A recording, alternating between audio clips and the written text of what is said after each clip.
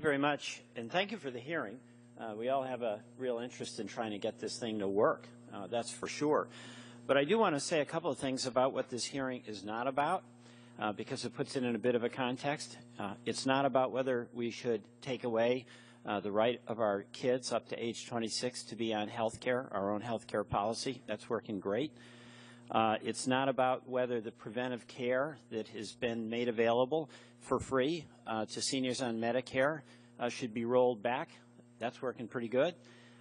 It's not whether the $4 billion in Medicare fraud that's been found out and saved for the program was a bad idea. There's strong bipartisan support on that. It's not about whether the opportunity Americans have to now get health care coverage have a pre-existing condition should be rolled back. People are pretty happy with that. It's not about whether the donut hole that was such a burden for seniors on Medicare should be rolled back.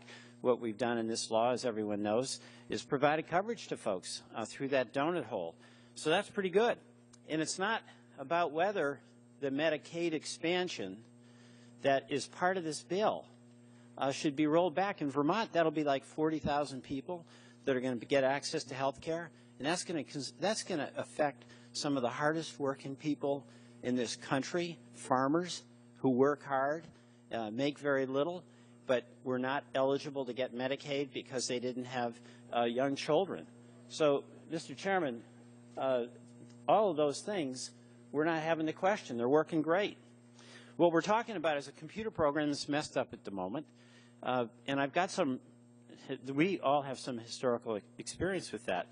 When the prescription drug program for seniors in Medicare Part D was put into place, there was a huge computer program, and there were lots of glitches. And the question that this committee had at that time, March of 2006, was what to do about it. And we had some really good advice from some really good members. One of them said, who was a supporter of Medicare Part D, as I mentioned earlier, the new benefit and its implementation are hardly perfect, but rather than trying to scare and confuse seniors, I would hope that we could work together as we go through the implementation phase to find out what is going wrong with the program, and if we can make some changes to fix it, let's do it. And let's do it on a bipartisan basis. I'd say that statesman had it right, and that statesman was Joe Barton of Texas. Thank you. And we had another member. We can't undo the past, but certainly they can make the argument they were having a hearing a month late. But the reality is that for the prescription drug program, the benefit is 40 years late, and the seniors who signed up for Medicare in those first days back in 1965, when they were 65 years of age, are now 106 years of age waiting for that prescription drug benefit. And so I hope it doesn't take us that long to get it right, and I don't believe it will. And that was Congressman Burgess, who serves with us on this committee now. And then another, I think, quote that was really terrific: anytime something is new, there's going to be some glitches. And it is of no value. As a matter of fact, it is of negative value and of questionable ethical value, I think, sometimes, if people only spend their time criticizing the glitches that have been made in the program, as with any program that occurs, whether it is a public or private program, criticizing it, standing on the outside, and frightening seniors into thinking that because there was complexities and difficulties, therefore they should not sign up. And that was Congressman Tim Murphy. And you know what?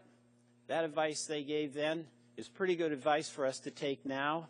I adopt their comments as our path forward. And I'll ask just each person on this panel, can the computer challenges that we're facing right now, none of us want, it's a real hassle for Americans, it starts to undercut confidence in a program, and whether it's eBay, Amazon.com, Flowers.com, you name it, if their program is not working, there's frustration for anybody who goes on it. I just want to go down the panel. Can this be fixed?